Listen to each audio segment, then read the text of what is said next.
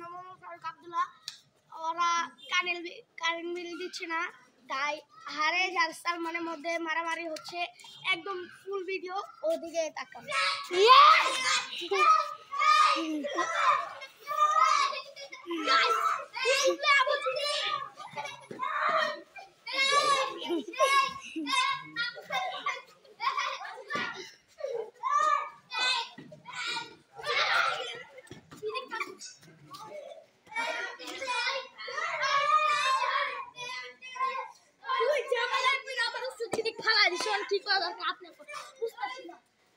Hello guys, দেখেন আমরা video করতেছি, ওই জায়গায় মারামারি চলছে।